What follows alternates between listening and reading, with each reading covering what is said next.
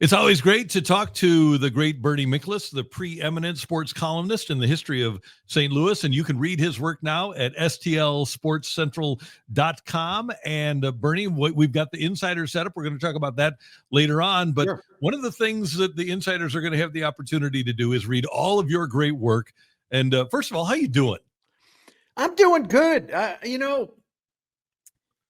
There are days where I'm like, man, I wish I wasn't doing so much, because I get a little tired. But then again, I'm like, well, what the hell else would I be doing? This is great. I'm doing something that I love. It's all right to get a little tired. It is fun. And I really got a kick out of your video pleading with Stan Kroenke to be the sugar daddy, be the savior of Missouri athletics, because Lord knows that Eli Drinkwitz, he needs more money to get more players. Let me let you inside of my brain.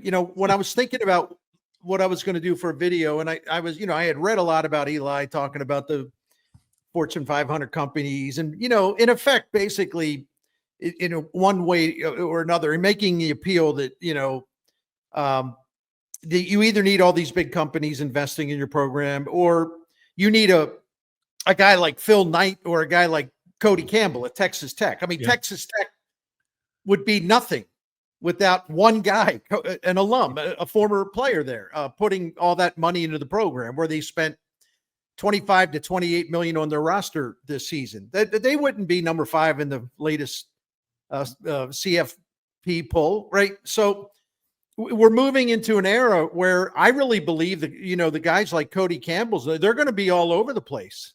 And you better have, and if you want to aspire to keep the spending where it needs to be for you to be among the elite teams, you better go get a sugar daddy, right?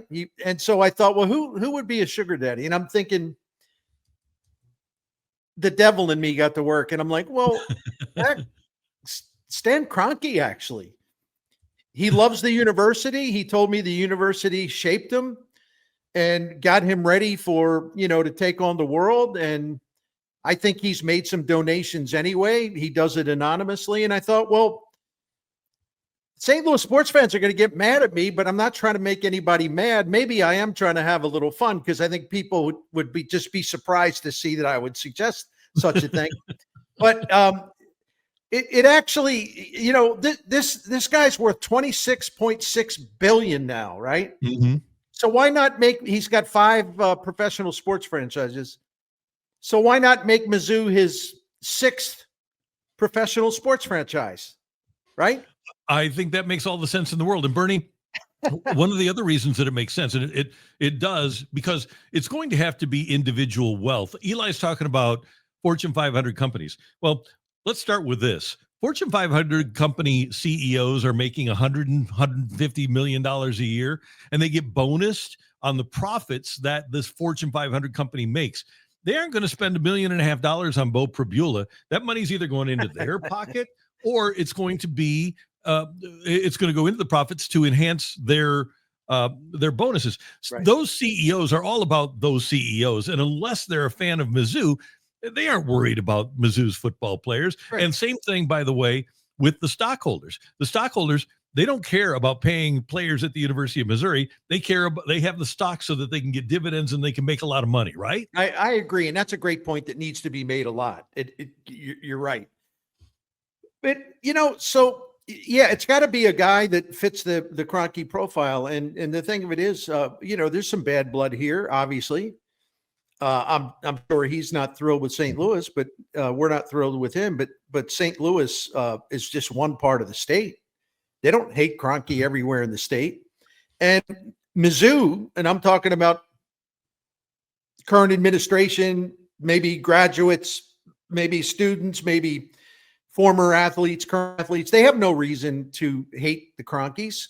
Right. Josh Kroenke played, he was actually had a really good shooting guard for Mizzou from 1999 through 2004. Kroenke used to work, at Mizzou, bussing tables. Mm-hmm.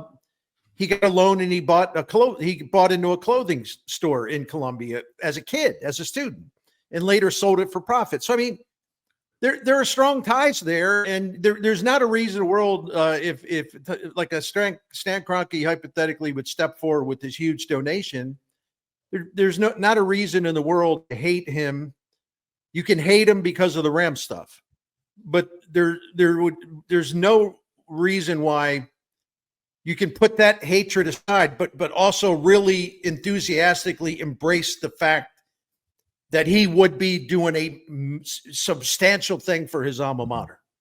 By the way, Bernie, when I read the original story by Eli Hoff at stltoday.com, the actual quotes, I thought, oh, this is a shot across the bow. This is pay me or I'm gone. But then when I actually watched the press conference, I felt differently. I thought, okay, he's just saying, hey, we got to be real here. If we're going to beat these teams that you say I can't beat, I need better players. It was more of a plea than a shot across the bow.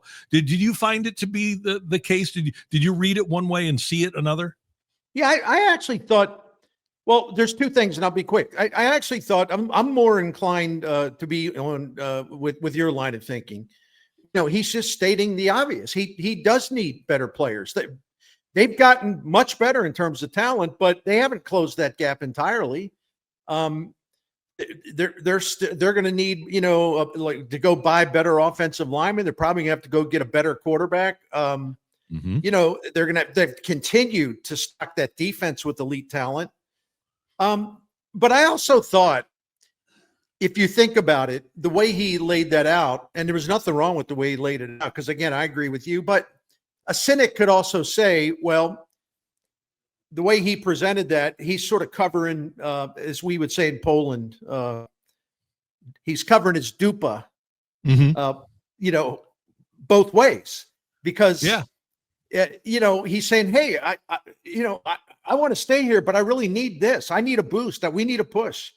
Or if he leaves, he could in theory justify. So I tried to warn everybody, or I tried to tell everybody. So it could kind of work both ways. But I thought his heart was in a good place. I didn't think he had any bad motives. Bernie, I see him. He comes into St. Louis with a lot, but I see him about 3 or 4 times a year. And every time, whether it's for like a golf tournament, he's there early. He says, hey, I got to have lunch with a potential donor. Or if it's dinner time, he says, I had lunch with a potential donor. Sometimes it's breakfast.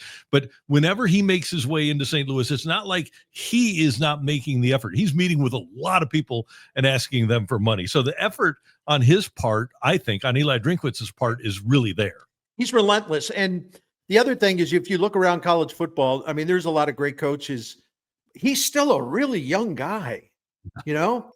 I mean, this isn't like a guy, it's like, well, they'll probably, you know, even if he stays, he's probably only got about 5 years left and he'll probably want to retire because he'll be 63 or something, or 64, you know? No, man, he's got a lot of miles left on those tires. And that's important because of the energy he brings to that job. It's just nonstop energy. And his youth will sustain that.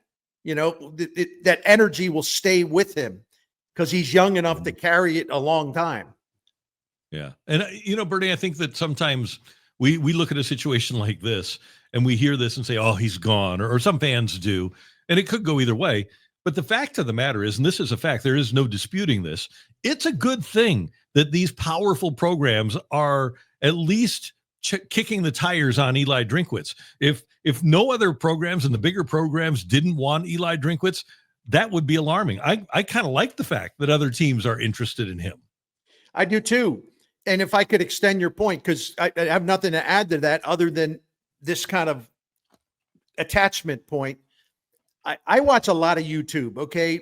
And I use YouTube as a way to follow the SEC. I mean, I can't tell you how many channels I subscribe to, including ours, of course. And when I see some of the people that I think have some influence in terms of national media, I'm thinking in particular, I'm thinking about Andy Staples, but there are many more. They were pushing Kroenke as a candidate for these jobs before it sort of became a common thing to put him on these lists. They were going Drinkwitz, right? What did I say? I'm sorry. Said Kroenke. Okay. See, he's on the mind. So, he's on my mind. Thank you for correcting me. No, Those, a select few of the more influential college football writers were pushing him as candidates before they actually became candidates. I mean, so when you get like national media has always been a little cynical about Mizzou, oh, isn't that cute? Oh, they won 10 games one year. Oh, isn't that precious? They've been condescending. Some of the movers and shakers in the media world were really just saying, wait a minute, this guy's done a hell of a job. So Penn State's got to look at him. Florida's got to look at him. LSU's got to look at him. Auburn ought to be going after him. I think that reflects well on him. When you see people in the media world who do have some influence recognizing the value of Eli Drinkwitz and what he can do for other programs.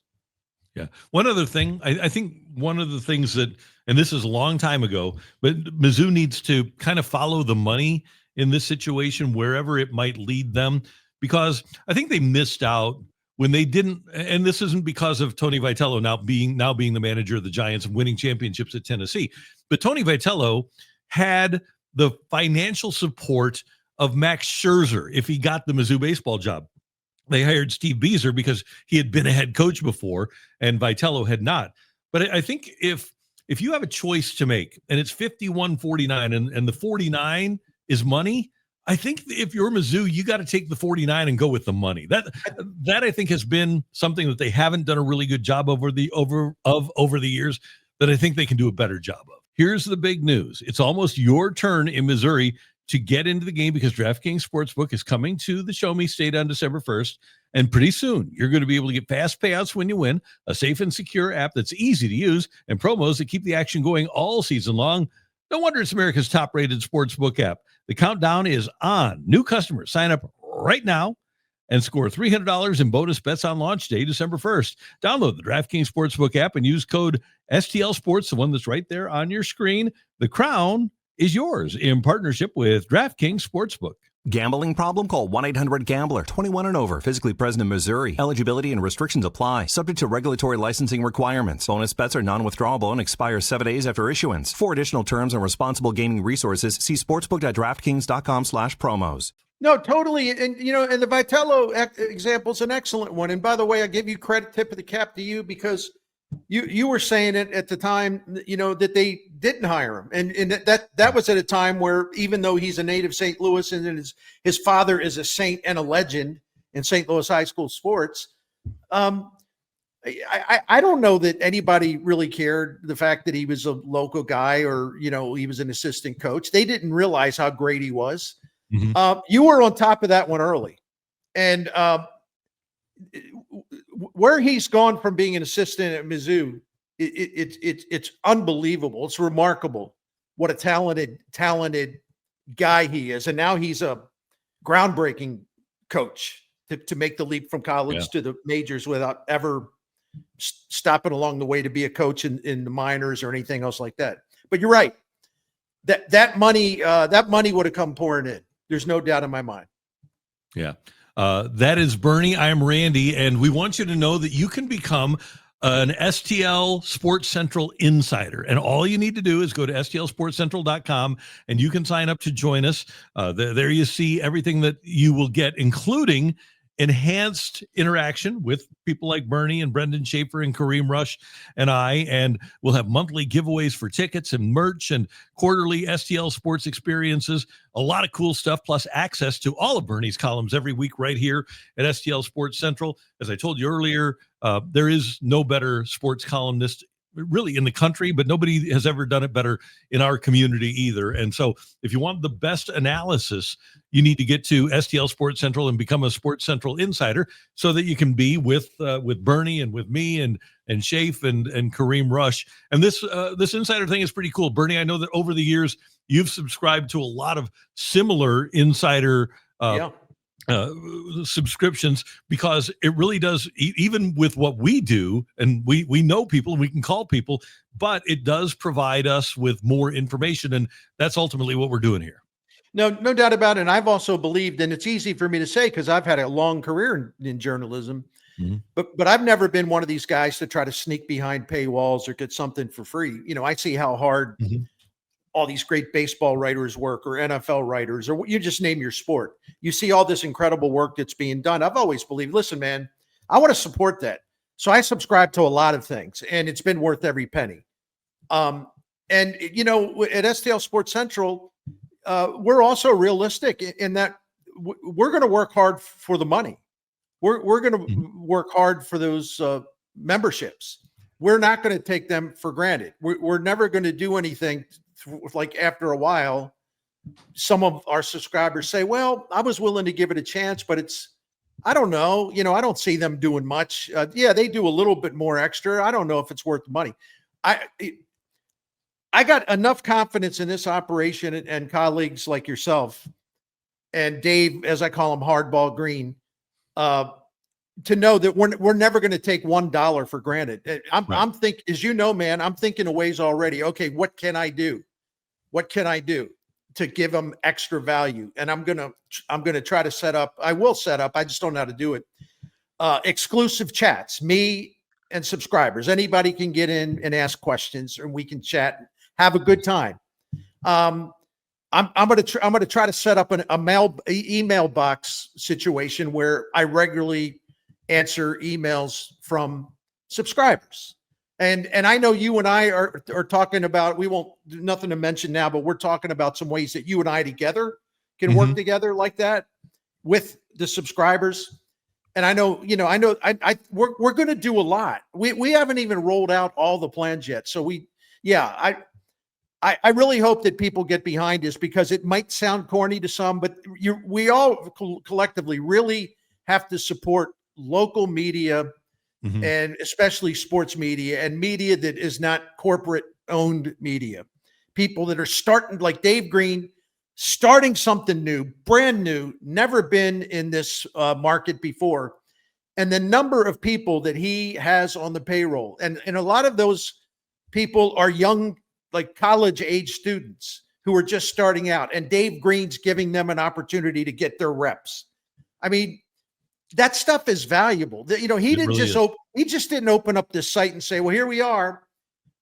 I have no idea how expensive it is for him to put together the staff and the technology that he does.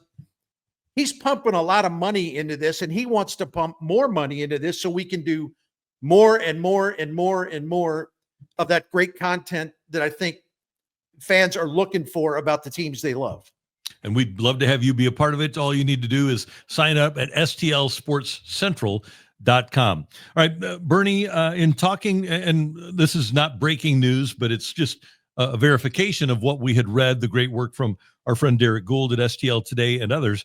But in talking to people over at the Cardinals, there literally are 15 teams that are interested in Brendan Donovan. It seems like if the Cardinals could get 2 teams to get into a bidding war for what they desire, they could do pretty well in moving a guy like Brendan Donovan. By the way, down the stretch, and my thoughts about this have evolved, and part of it is the Lars Nootbaar injury. I didn't think that the Cardinals should move Brendan Donovan, but now with the established apparent value that he has, and with the fact that they're almost backed into a corner with Nootbaar because right now his value is low because of the surgery, I think the left-handed hitter to move is Brendan Donovan. I hate to do it, but I think for their sake, the best value that they're going to get in return is going to come from him. I think we're all interested in speeding up, whether we're calling this a retool or a rebuild or whatever. I think we're all interested in expediting it by getting enough young talent in here, and the more that Chaim Bloom can get, and I'm talking about talent that's pretty close to the majors, the sooner the Cardinals can get back to being a contender. And they're already making progress. They've made great progress in the player development system. But you need to have more and more and more, because, listen, not every prospect, as we have learned in St. Louis, not every heralded prospect turns out. A lot of them don't turn out. In fact, some of the decisions that were made by all teams the recent days about who to put on the 40-man roster, and if you don't put them on the 40-man roster, then you could lose them in the Rule 5 draft. There were 10 former first-round draft picks that teams did not put on their 40-man roster. Yeah. So that just shows you the prospect game.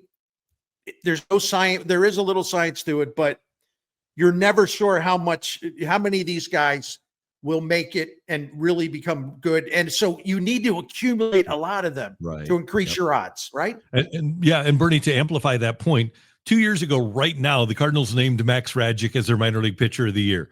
And he was left unprotected this week and not on the 40-man. And he's eligible now for the Rule 5. That shows you how mercurial this situation is with a 40-man and especially with prospects, because, and we talked a lot, and you've used the words in the past, and they're so accurate, that because the Cardinals had their Fabergé eggs, never really admitting to the idea that if you make half of your prospects work out, you've done really well. So for example, if the Cardinals, if Wynn, Burleson, and let's just go with those two. Wynn and Burleson turn out to be good. Wynn, Burleson, Herrera.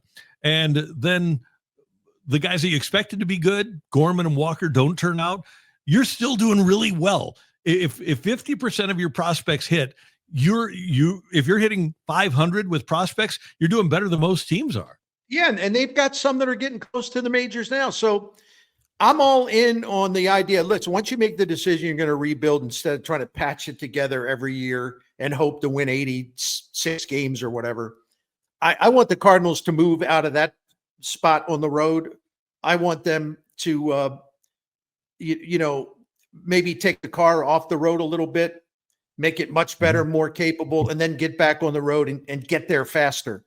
That's what I want. And it's as simple as you laid it out. Who doesn't love Brendan Donovan? If you're a Cardinals fan, or even St. Louis media, who doesn't appreciate him, respect him, admire him, love him? We all do. But the Cardinals have to be pragmatic here. And as you said at the top, there is no question he is their most valuable trade chip. There is no doubt about that. If Bill DeWitt and Chaim Bloom talked and they said, you know what, let's sign this guy to a long-term extension. Well, it'd be a different ballgame then. But they don't have any plans to do that. And he's more valuable to them by being a trade piece than he would be if you keep him around for the final 2 years before he can become a free agent. That's kind of like wasted value there. Right. Yeah, because you're not going to go to the playoffs. And even if you sneak in, you're not going to be capable of making a run. So his value is to not be here. It's to be flipped in a trade. That's more valuable than him actually being in uniform for 2 years before he goes. Bernie and Randy, and it's great to have you with us. And again, if you're an insider, you can join us on the other side of this break as we talk about the Insiders Club here at Sports Central STL. And there it is. If you join up, you'll be able to join Bernie and I for the second half of our conversations, and we'll keep these coming your way every single week. All of you as insiders will get the chance to have more engagement with Bernie, with me, and of course, this segment every single week here at STL Sports Central on YouTube.